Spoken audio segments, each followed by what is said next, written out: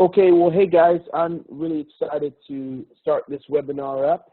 Thanks everyone for watching this call. You might be watching it a month from when we originally recorded the call, but that's all good. We're just glad that you're here, however you're seeing this today. We're going to jump right in. We're doing a webinar called Pain's Promise. It's featuring a friend of mine, a gal that's become a friend of mine. Her name is Sarah Tuberty, and boy, she's got an amazing story. So I'm just really excited about sharing her story, and you're going to hear from her today. And she's going to be live on the call as well, and just sharing her journey and where she's been and what she's really excited about now as a result of going through the things she's had to go through in her life. So just to jump right in, my name is Elijah Young. Again, this is a Pain's Promise webinar, and what this is all about is using your pain to catapult your future. And here's the main idea about pain. Pain is an investment. We're going to talk about that in greater detail. Before I get there, let me just tell you a little bit about me. My name is Elijah again, and I'm the founder and author of Pain's Promise.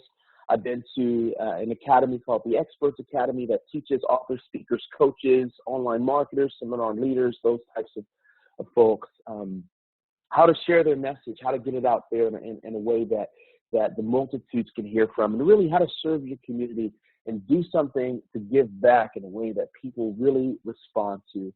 I'm also a lover and promoter of transformational stories, and that's why I launched the Pain's Promise series, and there's a book coming out soon, and all of these things, and webinars that we're doing. I've just been meeting a ton of great people that have stories of painful situations, maybe in childhood, maybe in marriage, maybe in life, or things like this.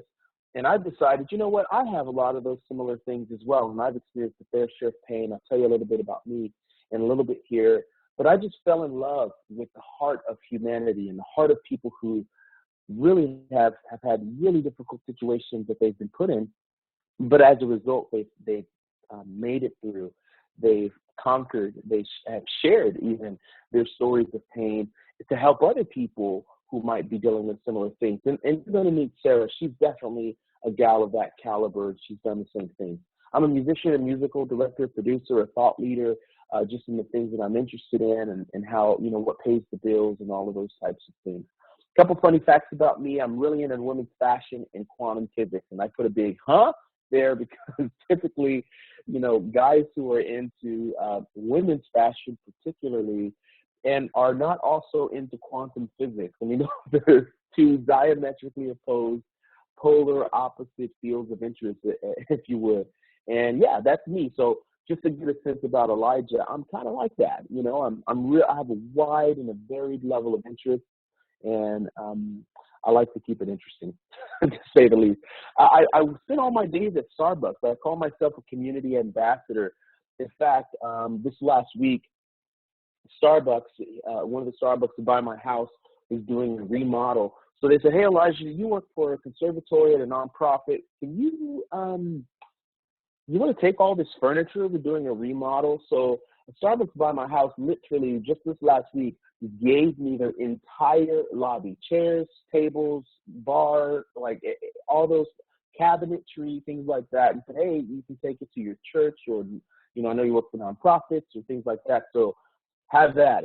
So I really call myself a community ambassador because, it's really my cheers and the place that I love to spend time and get to know the community and just hang out with folks and, sit and share stories of other folks' pain and transformation. And I hear it. And that's where I met Sarah. We met at a Starbucks here in the town that I live in. I'm also a water snob. So I believe that we should drink the best water we can.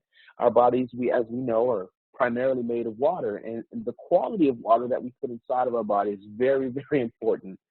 And so I call myself a water snob, and other friends of mine affectionately call me a water snob as well.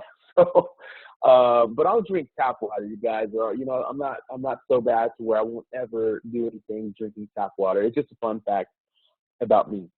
Here's a life model: ideas aren't for those with ideas, but rather those with execution.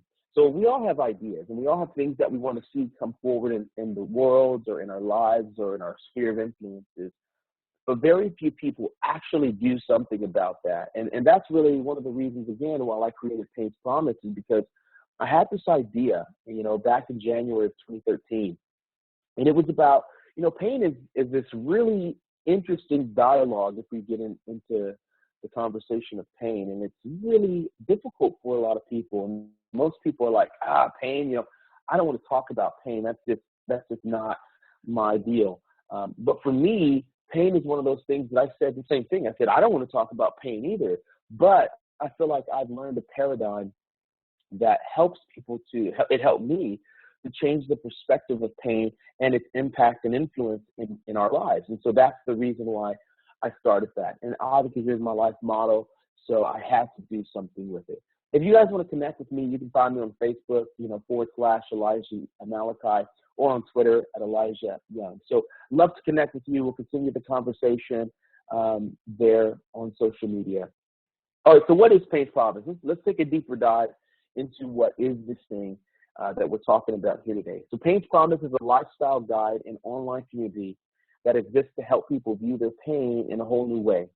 It teaches you how to use your pain and to create massive growth and transformation. And that's the key, the growth and the transformation. I believe we've all been given this, pain, and every human on the planet at some point in their life is going to experience it, whether it's death or a death of a loved one or a cancer or a job loss or a difficult breakup or, a hard transition from high school to college to the adult world, this or that. We're all going to experience these painful situations that we're like, now, we don't necessarily have handles on how to do it. But the way that I'm going to teach you to view pain is in a way that's going to create massive growth and massive transformation for your life and the lives of other people that you touch. So here's a quote from the book, Pain's Promise. If you're going on a trip through the forest, the best time to have the map is before you enter the woods. Pain's Promise exists to be that map. So what do I do specifically? Well, I help people who have experienced painful life situations, job loss, abuse, injury, difficult breakups, marital failure, bankruptcy, cancer, death, or anything where life basically gets turned upside down. I help them get over it by viewing that pain in a whole new way, a really more empowered way, so they can live their lives totally engaged, fully empowered, and refreshingly alive. And how do we do that? Well, we do that by reframing the pain that we experience. So here's first things first. You got to have a paradigm shift in order to enter the forest with the map on pain. You've got to have the paradigm shift. So here's how we do that. We see it like this. Pain, and your pain specifically, has value. And I believe that value is an immense value and an immense opportunity. In fact, it's actually an investment. I mean, I want you to think of it as an investment and not an intruder. And you can see the images there. Anything that's going to grow over time, you've got to consistently put in a little bit or a lot, right, over time. So it's not like, hey, I've had this painful situation. I went to counseling once. I'm all better. It's really not that easy. And at the same time, it is that simple. So I want to make sure I make that clear. It's not that easy that you can just go in one time to a counseling office, if that's your motto or your mode, and be fine from whatever painful situation that you went through. But putting in a consistent effort over time and reframing pain and looking at it in a different way, I can definitely teach you how to do something with this. So pain is not an intruder. It's not this thing that's come into your life to cause all this harm and do all this stuff and shut you down and crush you. Because if we looked at it that way, we'd have nothing to give this world and nothing to give our friends and our family members and our intimate relationships. Like, we wouldn't have anything to give if this painful intruder is always, lurking in the background.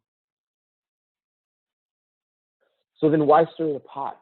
Here's a few Molotov cocktails for repression. To say things like this: what's done is done. Just don't think about it. Just get over it. Just let it go.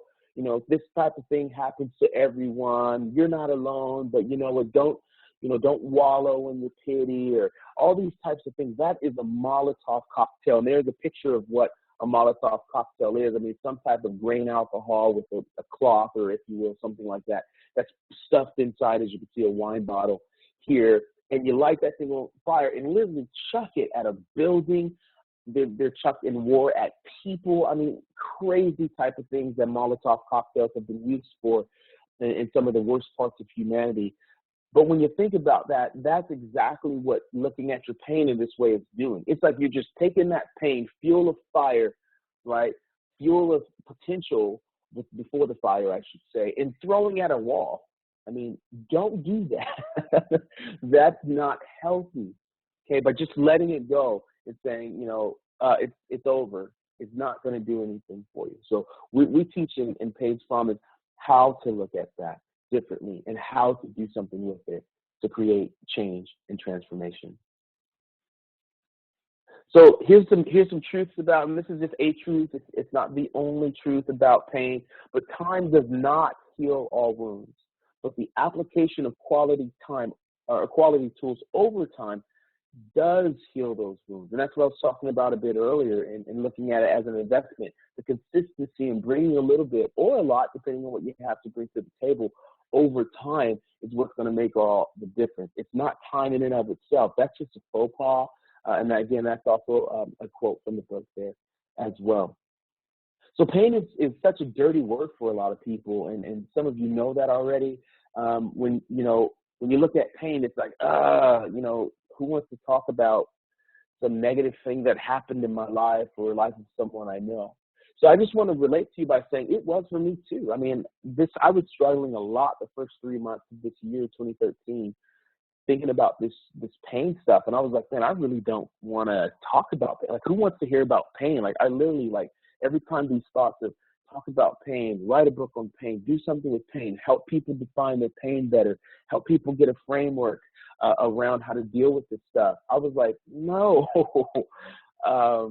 But I got so much of it, I started getting really, good at dealing with the pain, and deciding, you know what, if anybody's going to do something with it, it's going to be someone like me, because maybe I'm crazy enough to look pain in the face and go, you know what, I'm going to wrangle you in such a way that I could actually create an effective change from the pain itself. And then I start seeing it differently, going, wow, it's actually an investment. And my life started to turn around from the tools that I use and the frameworks that I use, the counseling sessions, the seminars, the leadership conferences, all the things that I did.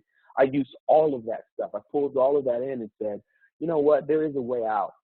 And looking at pain differently is going to help a lot of people. So we've all heard it said, what do you do when life hands you lemons? Well, you make lemonade, right? But then what happens when you get your more than your share? Well, that's when I say, that's when it's time to open a lemonade stand. And no, this Pain Promise is not all about making money from your pain, but there's other types of value in the investment. Healing is an immense value, not only for yourself, but for other people that you can influence. That has a ton of value. So not everything is monetary, but that's your virtual lemonade stand with the lemons that you were handed, with the pain that you were handed.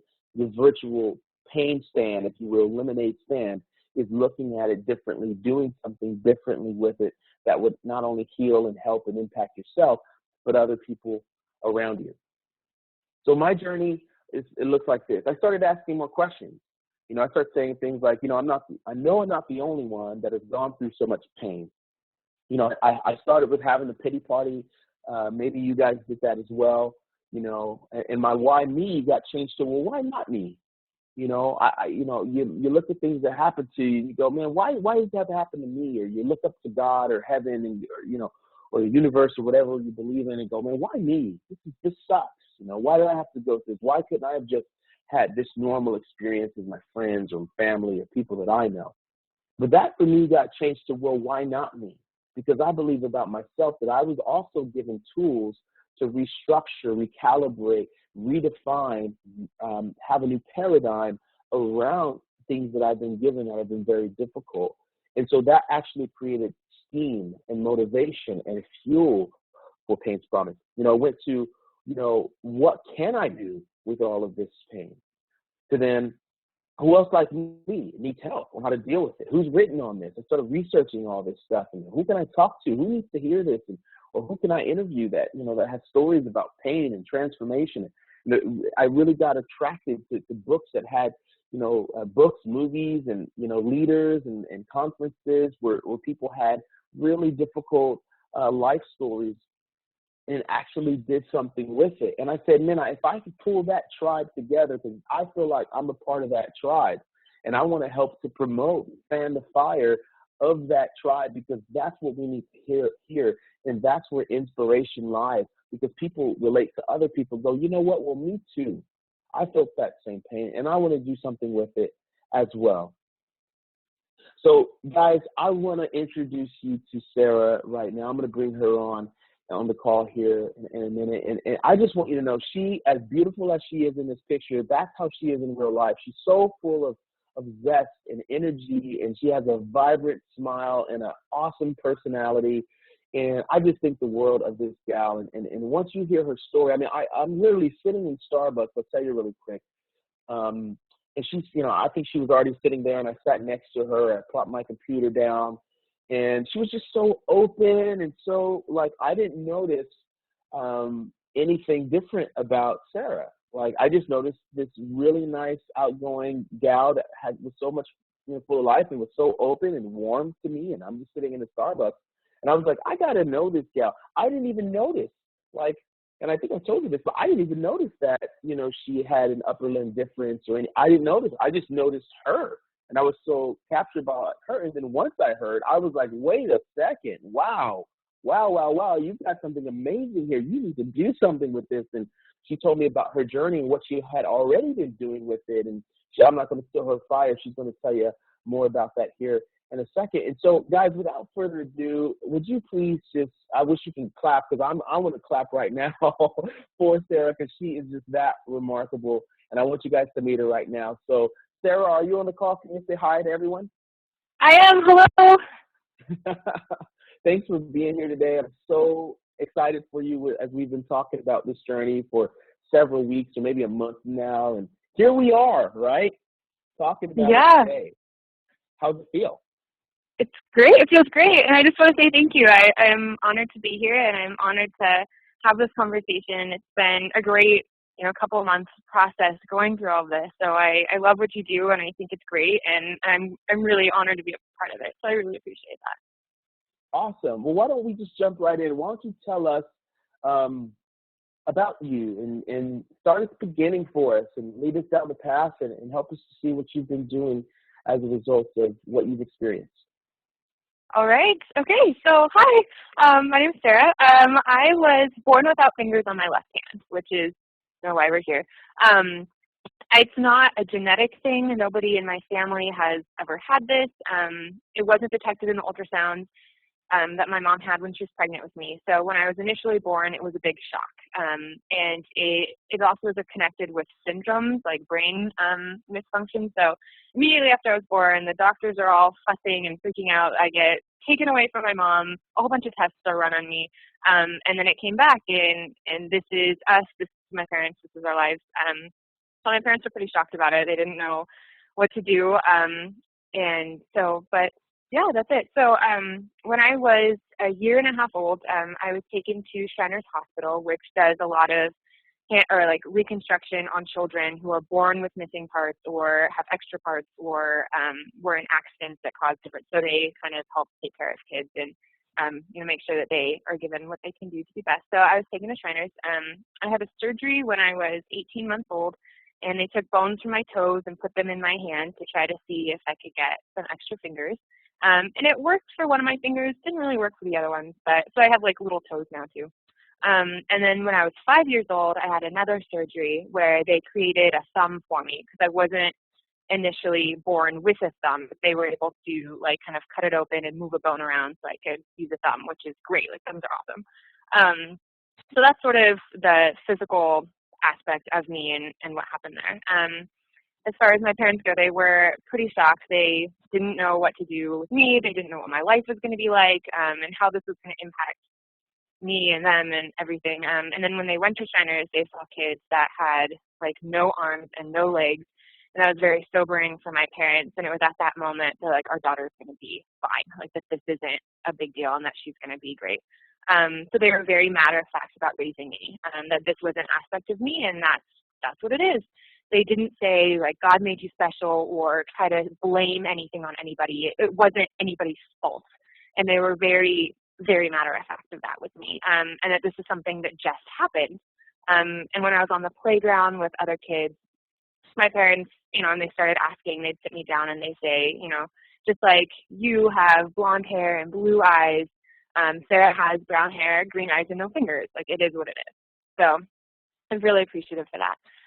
As far as my initial personality, I was incredibly outgoing. I made friends really easily. I was very adventurous.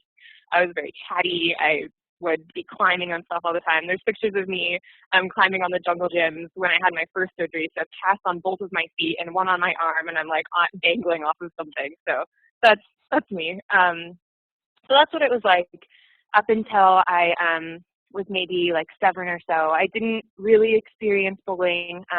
My first account that I'm aware of that I can recall, I was in 2nd grade, and I was staying at a babysitter's house, and one of her sons just really didn't like me, and I didn't quite understand why, but so he actually, he told me that he didn't like me because I didn't have fingers, and he wanted to kill me because of it, and he made sure that I knew that, and I was reminded of it.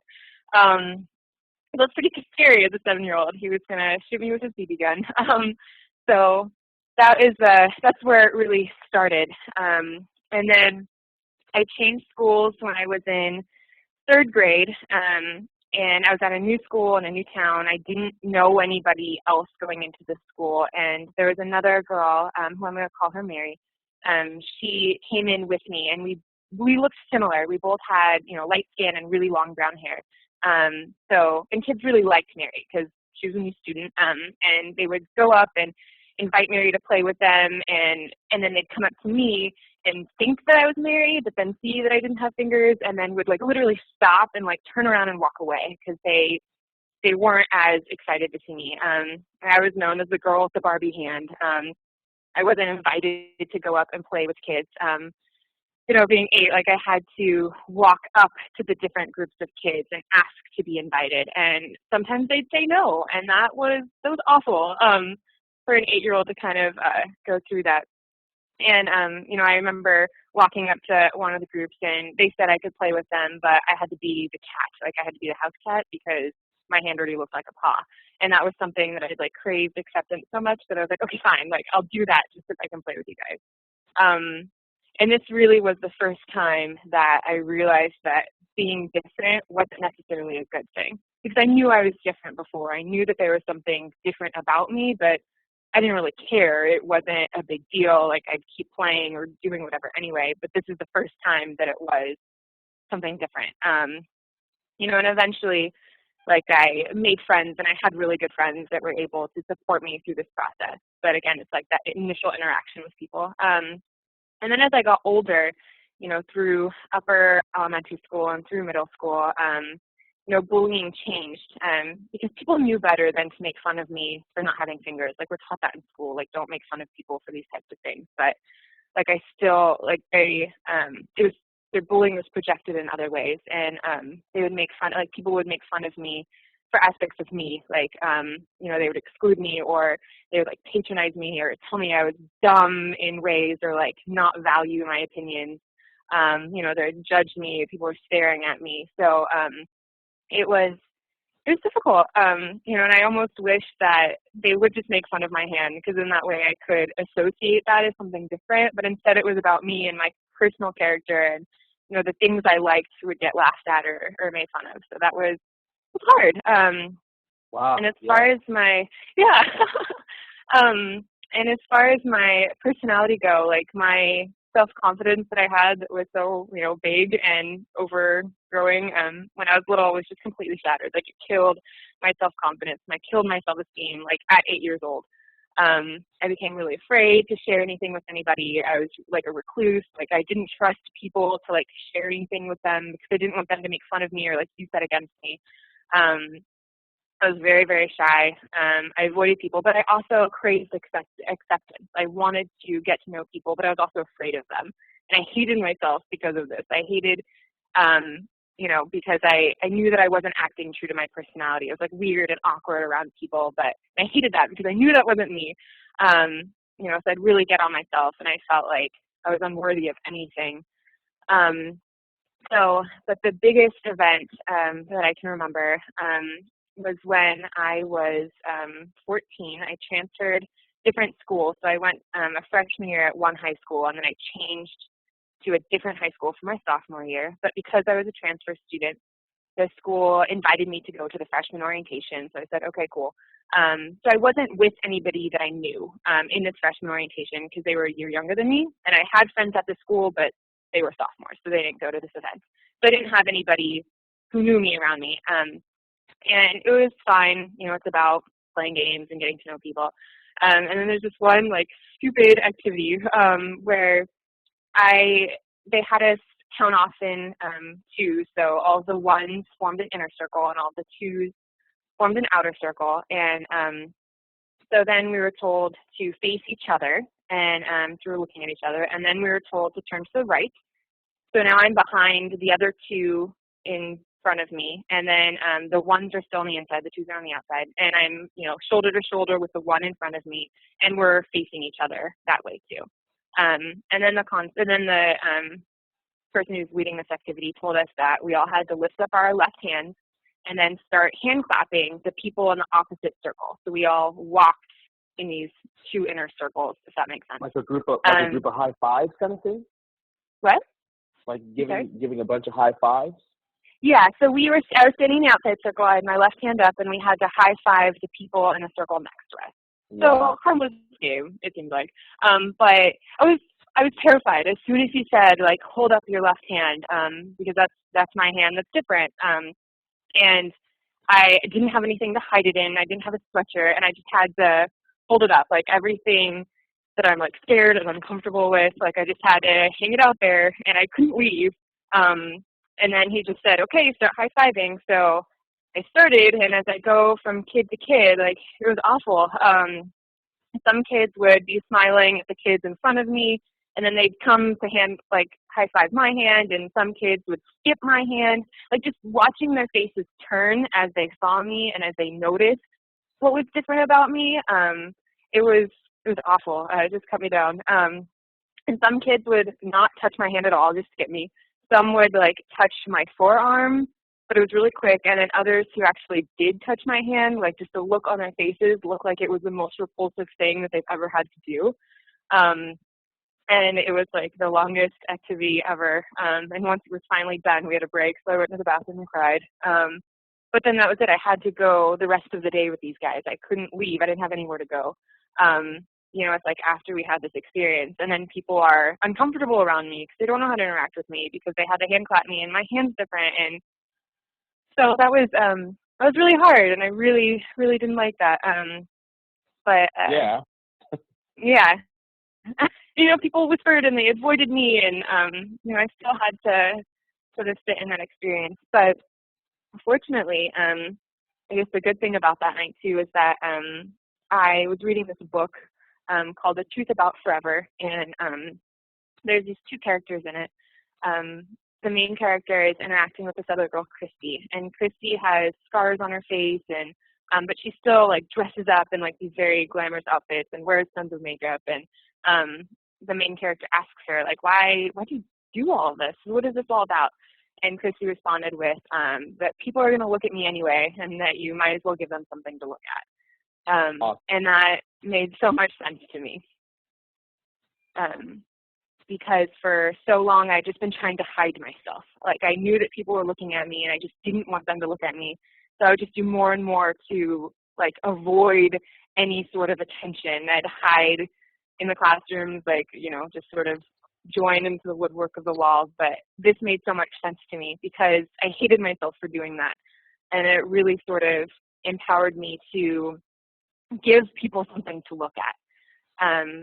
And that the truth is that I can't ever hide. Like, people always are going to look at this. So that is what really made sense to me and what really changed this transformation. And I started, like, taking on school. I did really well in school, you know, working really hard and studying and being a part of all these clubs just so that I could show that I'm not the girl with the Barbie hand, but, like, I'm something more than that. There's other components. So I did really well. And it also helped build my self-esteem because I could see something that I was good at. You know, I was good at school. Like, people wanted help from me on their homework instead of just avoiding me because I was the weird one that didn't have any fingers. So that is really where it started. And then I also was an exchange student my junior year of high school, and that was huge for me too. because the Italians didn't care that I didn't have fingers. They were so much more excited that I was somebody from America, from California. And it was the first time that I initially met peers and they like cared what I had to say and listened when I talked and would comment on things and wanted me to comment on things about them. And it was so transforming with that, that experience. And then when I came back from Italy to the high school that I had gone to, people in my hometown cared more about my experiences in Italy than they did about me not having fingers. So I transformed from the girl with the Barbie hand to the girl who's really good in chemistry and the girl who spent a year in Italy. And that was so good for me. As far as my personality changed, I began to really rebuild my self-esteem, and then Italy helped reinforce that. I finally embraced my outgoing personality again. Like I finally was becoming the person that I knew that I was, but was too scared to show it to anybody. And I really let go of all of my anger that was, really stopping me. And I'm at a point where I can say that I love the person that I am, inside and out, and I'm being true to myself entirely. And that I'm so much happier thing, and genuinely happy from the innermost part of myself all the way through, which is amazing to say that because when I was in high school, that wasn't true at all. So though that's sort of my story here. And as far as what I am doing today, for the past 4 years, I've been volunteering for Hand Camp that is sponsored by the hospital that I went to as a child. And it's for kids from 5 to 10 who have upper limb differences that they're born with, and they bring their families and their siblings to just this weekend camp. And it's about getting kids to meet other kids and just providing the support and love and pushing these kids to do things. They have archery and they have rock wall climbing for them to do. So I've been a counselor there, and then talking with the parents and having the parents talk with each other just to understand all of this experience and really provide support for them. And I love it, and it's really the best thing I've ever done. I'm also looking into becoming a child life specialist, and that is somebody who works in the hospital to help support kids who are going through traumatic surgeries or just being diagnosed with cancer or something similar to that, where the person is in the hospital talking through things with the kid, making sure that they understand what's going on, and then how they can be the best children they can be. And I really like that because it's empowering children and really raising their self-esteem so that they don't have to experience what I did when I was 8 through my teen years. So that's what I want to do. And when I get to a point, I want to create my own hand camp wherever it is that I end up. And I love it, and that's amazing. So that's my story. Wow. Thank you, Sarah, so much. I mean, and I knew this already about you from every conversation we've had, but I just want you to hear this, and I want all the other listeners to hear this as well, that you are just such a beautiful person. I'm sure they want to tell you that as well. I can't have, obviously everyone jump in and say, hey, but you are just such a beautiful person inside and out. And I'm so impressed with the fact that, all this, all this bullying and the hardships that happened to you, and you really, I heard in your story that you really changed. I mean, you were this vibrant young girl, and then you really changed for the worse for a little bit there. Yeah. And, as you said, you were not as outgoing and vibrant, and you were more recluse and all that. And I mean, wow, that you had to go through that, and then through the transformation and the book, and then Italy, and all these the experiences that you had. You didn't just stop there. You could have stopped there, I'm just going to be a popular girl, and that's all I want to do. But no, you went one step further, and you said, well, how can I go help and influence this from happening? And that, for me, that's the mustard right there, if you will, that just makes all the difference. Because, see, that's for me where the transformation, you had your own personal transformation and realized that you got the acceptance, you got the love, you got the support, you weren't the girl with the Barbie hand, as you said, anymore. You were Sarah, and people really saw you, and you were noticed and known and loved by people. But you didn't stop there, and that's, for me, why it's so amazing. So here's what I like to do I want to just ask some questions, and I'm sure other people might have some questions, for you. And we're just gonna, jump right in right now. And let's see if there's anyone that has questions. Here's what you can do. Let's see. In fact, I'm gonna do this right now. I'm gonna just jump in and ask some questions, and then after that, if there's anyone on the call that we can get a question in. So just be thinking, if there's anyone on the call right now that maybe has a question, just be thinking about what that question is. You can write it in the chat box there on the settings. Find that really quick, and if you can. And what we'll do is I'm gonna just jump in and asking Sarah some questions right now. And if there's anyone that has some questions, we'll get to that here in a bit. Okay, so here's my big question: boys. How? I mean, right? You're a teenager. When did you notice a time in your life that you started, having an interest in boys? For some girls, that's earlier. For some girls, that's later.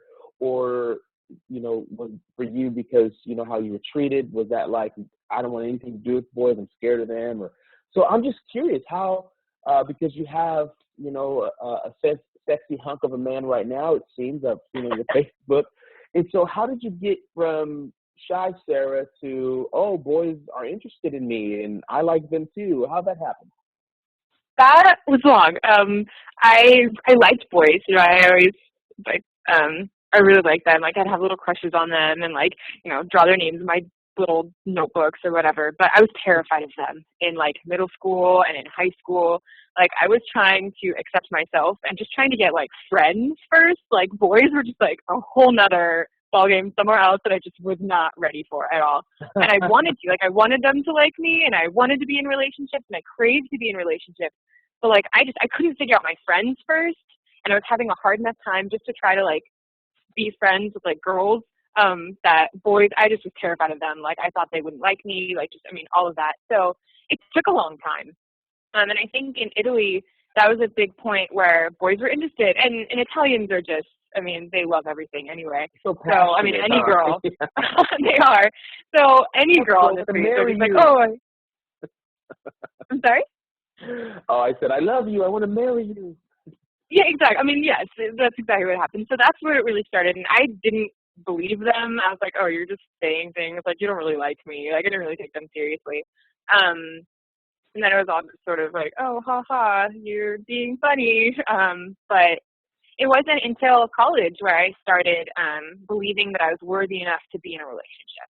And that's really, I was finishing up that sort of end of my relationship. And then I became really boy crazy in college, and I was running after all sorts of different guys. And then I eventually found Doug, which is the guy that I'm dating now, who's amazing. And we met and we had these really great conversations, and it's something that isn't a problem with him at all. He loves it, and he loves the person that I am because of it, which I think is really important, not just ignoring it or saying it's not there. He loves the thing, what I've gone through and who I am today because of it, and trying to empower kids who are coming after me just so that they never have self-esteem problems or have littler self-esteem problems, so that they're not crashing and burning as much as I did. So, and I love that about him too. So. Gotcha. That's awesome. And okay, so here's the next question I got for you. Jokes. So yeah, jokes, right? So I heard there was a friend of mine who her sister has a mental handicap, right? And I don't know, I forget what it's called, but she has a mental handicap. And what she said was, our family, the way that we process it, and I'm not saying this is right for everyone, so I'll get to my question after I set this up. But what she said is, we joke about it, and we realize that this is my sister, she said, and we love her to death, but we don't make it awkward. We can joke about goofy things she does and whatever else, and she knows we love her, and we're not making fun of her type of thing, but it really lets off the steam, and we all can talk about it. Jokes can have a way of really making things really easy, or they can have a way of really making things really awkward and Mm-hmm. difficult and all that. So I want to ask you about jokes with you, and I'm sure some of our listeners want to know, is that something that you've been able to do, or you're like, hey, don't joke about my hand, it's off limits, or is it like, how has that been for you? Yeah, it definitely is something that comes up a lot more with my friends than it does my family, and that wasn't a pivotal part of my healing or transformation process. But there's still things that I do that are funny and weird, and I get that, and I look funny when I'm doing things, and it'll be like, shut up, this is what I'm doing. But it is fun, it's different, and I think it's important acknowledging that it's different and accepting that different is okay.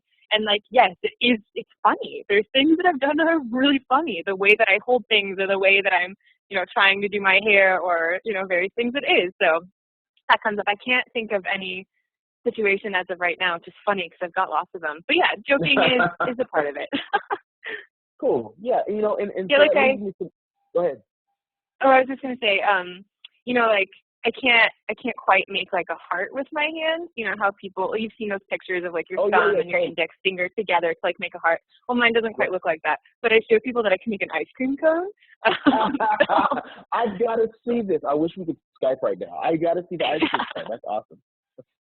I was like, I can't make a heart, but I can make an ice cream cone, and so then people really like that. But see, that's just what I mean. See, and I want our listeners to hear that. It's your mindset, And if there was a theme to this webinar today, it would be don't let your limitations limit you. And I really feel like you have done just that. You haven't let something that our society would say, well, you're disabled in this way. I love how you didn't even call yourself disabled. I mean, I think it's just your mindset is what has been so important through your healing and your transformation, and how you give back and serve your community. Next question I've got is, what is, say there's a young mom and a dad that, realize, that they have a daughter that was just born with an upper limb difference, or a son that was born with an upper limb difference. Like, what coaching would you give them, preparatory, if you will, to say, hey, when they're 2 years old and 3 years old, or when they're learning to tie their shoe? I remember you told me about a story when you were 4 that you literally tried to tie your shoe for 2 hours, and you didn't want anybody to help you because you really wanted to work that out. So, just looking back at that, what type of guidance or coaching would you give that young family that has maybe just found out that their daughter or son is going to be born with an upper limb difference? Say that like it's going to be okay. I think is the first thing, that this child is going to be an amazing individual, and like honestly believe that and show that with their child. That things are going to be really hard, and they're going to be really different, and the child's going to have a hard time relating to some kids, just because, especially if they don't know anybody else who has this kind of difference. But that's okay. Hard isn't bad. Hard is good, and you can get through it. I'd also say that I think it's important to have conversations, and to, like as the child is getting older, sort of talk through things, like what it is that they're thinking and feeling and how this is going, and really just love and support the child. I also think it's important not to do things for them, or have this mindset that, oh, they don't have an arm, they can't do these things, because having that mindset as parents changes how you interact with the child. And then the child can feel that, and the child takes that on even when they're little. I've seen parents who have like hidden their children's hands, and the kid is like, I don't know, 2 years old, like, so they're not fully aware of what's going on. But I would suggest not doing that. Just embrace that this is what they have. They're going to have their own way of figuring things out. Don't try to tell them. You can sort of suggest, like, well, maybe if you held it like this, or do stuff. But they have to figure out things on their own. And they're going to take longer trying to figure them out, but they're going to amaze you with what they can do. So I think it's really just loving and supporting what it is that they're going through, and allowing them to struggle with tying shoes or with trying to hold plates, and intervene when it's a point, where they really need help. But allow them to struggle, because when they struggle, they figure out how to do it. And, eventually they're going to be adults and need to know how to tie their shoes, or need to know how to do these different daily activities when parents aren't there. That's great. That's great. So along those same lines, what about the emotional support and self-esteem building? Do you think that's should a parent, and I don't forgive the word, but overcompensate, or just don't do anything different? or how would you guide them in setting up, the child that, with self-esteem and helping them know that they're awesome and they're amazing young people? How would you do that? How would you help them? Right, and I think, like, saying that, I don't know if you can overcompensate somebody in self-esteem type things, and even if you do, then the kids love that. Just, telling them that they're amazing, showing them that they're amazing. But I think it's also helping engaging them in things that, sports where they do use their hands or, arms or whatever the difference is, like, so things are different, and helping support them, but also engage them in things that have nothing to do with their hands, so that they know that their hand isn't everything that's a part of them, like that they are more than their hands. And that's what I talked a lot about school, is that I did really well in school, and school had nothing to do with my fingers, but that really helped build up my self-esteem because I could show people that I was good at something, that I was worthy of something, whereas in basketball, like, sometimes I'd drop the ball, and like, that is something like, okay, fine, like, I'm missing a couple fingers, like, I can't really hold it that well, but then the rest of the team would get mad at me or whatever about different things. So, I think it's important not to avoid those types of things. I think it's good for children to go through and experience them, but also give them something where their hand, like, they don't need their hands for it necessarily, so that they can help feel empowered and get that self-esteem through those things as well. That's awesome. That's great. Yeah. Man, I've got so many questions. I'll just ask a couple more. How about that, just for time's sake? Okay. I love this. Now, how much would you say? So the questions around focus and intention, like, for example, how much would you say is appropriate to have that child that's in the formative years, that's growing up? So say now that child's in 7th grade, 8th grade, 6th grade, whatever, middle school. Let's say the child, in the middle school age range. How much would you say is important for them to participate with other kids, like, be a part of the hand camps, or maybe earlier on in life be a part of hand camps, or maybe serve and give back and volunteer, help out at different, camps or things. Like, so my question is, how much would you say is important to, focus on that, meaning associate with other people that may have upper limb difference? And then also, how much would you say is important to disassociate with that? If, I'm not looking for a percentage or anything, but like, would you say both are important, that they need to have this sense of, here's my community of people that are kind of just like me, but that's not all of my community. That's just a part. We have a similar, so just help me define that a little bit. How would you do that? Right, absolutely. And especially, I think middle school is really hard for, everybody through lots of different things, and you're growing and you're changing and everything. But I absolutely think that being involved in hand camps or tapping into this community is really important, just because you can be around with somebody and maybe they don't have the same exact hand difference that you do. But I think it's really important just to show that there's other kids that are like you, and you can relate with them on things you just can't relate to your parents with. You can't relate to, like, other kids your age with. So I think that's really important to be involved in those communities. And the thing is that there's a lot more people around me that have this type of thing than I knew. I was only the kid in any school that I've ever gone to that had a limb difference, but like 2 hours away, there was another kid who was going through the exact same thing. And I think if I had the opportunity to be able to tap into that person, then that's really cool, really helpful. And again, with that, I think it's important to have both communities and not just do everything with kids who are missing limbs, because it's also like you need to know how to interact with the rest of the world too. And because there's not enough people who have limb differences to create entire worlds of just them. So I think it's really important to have both of them. And I know we had a teen can camp last year, so from like 12 to I think 16 was the oldest. And the kids were reluctant to go to it. They didn't really want to. They thought it was dumb. But it was really helpful for them. And I think they really liked it, but they're also being teenagers and like didn't want to show that they liked it. But I think that's really helpful just to see other kids and learn from their stories and how they adapted to different things as well. So it's both. I think both are very important. It's great, man. I just love your story and what you're doing with it now. What would you say to, say there's a 15-year-old girl right now that's listening to this and she's going through this right now. What would be like the top 3 things of advice that you would give her? Say her parents are, maybe not as supportive as yours were, or she doesn't have a hand camp, or and this will be my final question, but if you can give me like the top 3 pieces of advice, if you will, that you would give that 15-year-old girl or guy, I think it might be interchangeable to some extent. What piece of advice would you give them? They're like, hey, here's the real 3 important real things that you could focus on that are going to carry you. What would those things be? Right. I think the first one is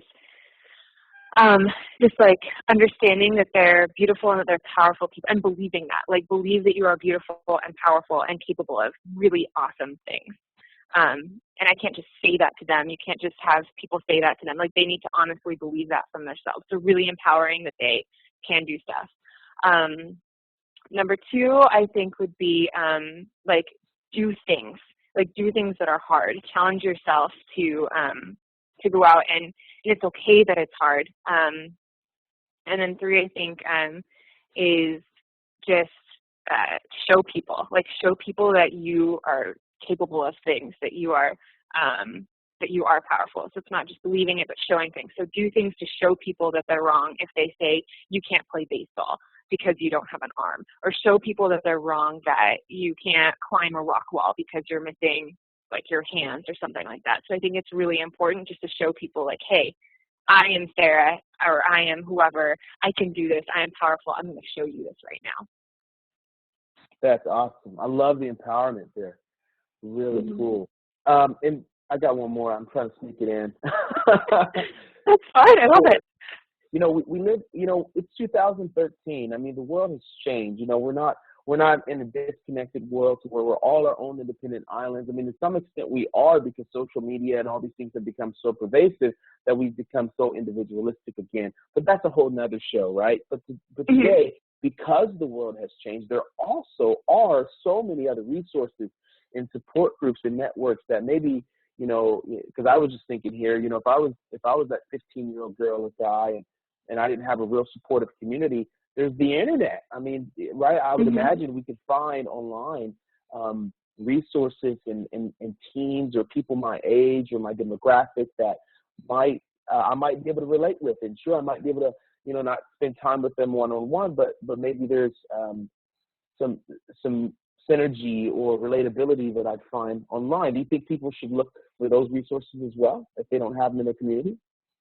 Absolutely. And there's lots of different things on there. And it's not just people with, arms that are different, but there are also people with legs that are different. And there's lots of really empowering videos. There's lots of communities that are there. I would try to seek out like a hand camp. And if you're, if it's a parent, if the child is young enough to be able to attend one of those, or if the child is older, they could volunteer at one of those. I think it's really important to tap into that community, just to kind of be around people who are like, I understand, and can say, I honestly understand, because I've been through it too, I think is really helpful, because you can't just go through things by yourself. Like, you have to be able to, it's just really powerful to be able to connect with somebody else and to like unload yourself on somebody else, but just to get, because you're really strong and you're keeping yourself independent for so long. I think it's nice to be around people who have these similar experiences and just be able to sit down and relax and be like, okay, let's talk about this. It's very refreshing. It's very powerful. And there's a lot of different hand websites on there too that I was looking at. I can't recall any of them by name, but just looking those up. And there's also like genetic differences too. Like there's syndactyly websites, communities. So it's, you can look for those types of communities as well within the upper limb differences. That's great. Okay, well, you know what, Sarah, let's do this. I didn't see that there were any questions that came through. But here's what I want you guys to do. Help us keep this conversation going beyond this webinar. I want you to hashtag on Twitter and Facebook, Payne's Promise. Okay, do hashtag Payne's Promise. Okay, you can connect with me directly on Twitter as well, at Elijah Young, or you can connect with me on Twitter through at Payne's Promise. So, or Facebook, Payne's Promise, there's a page for that as well. You guys, I'm so thankful for Sarah. I know you're so thankful for Sarah. So, Sarah, thank you so, so much for taking this time out to just share your story. I mean, you shared your whole journey, from when your parents found out to the resources that were at their disposal to how they raised you in their mindset. I mean, kudos to your parents. Awesome job for them to doing this in a way that was empowering for you and not treating you like different little Sarah, and helping other kids not treat you that way, and all the experiences that you had, and even the pain. And I hate to say, because pain sucks, and we all know that. But the reality is that pain shapes you, and the pain that you experience is why I believe why you are who you are today. And that smile is bigger and brighter and strong. And now, I mean, you're a flight attendant for what airline are you a flight attendant for, by the way? I'm with U.S. Airways, so we just were merged with American, so now I get to stay on with American. Oh, fantastic! Look at that. So, can I get some free air miles somewhere? Can we work that out, or? Yeah, absolutely. Oh, yeah. But seriously, no, I'm just so thankful for you, and you are. I consider you a friend now, and I do anything to help you in your journey, and as you continue to spread your message. And I'm sure there's going to be several people that hear this and go, man, how do I contact Sarah? So I don't know, and maybe we can put this in the show notes when we send this out. If you have a Twitter or a Facebook or a page, or a place where you want people to get in contact with you, an email. So let's talk about that after the show, and I can put it in the show notes when I send this out, because I'm sure, as people listen to this, because this is going to live on the internet forever. And as people hear this, they might go, yeah, I want to talk to Sarah because I love her story. And so thank you, Sarah, so much. It's been so great to have you on the call today. You're so beautiful inside and out, and I'm just thankful to call you a friend.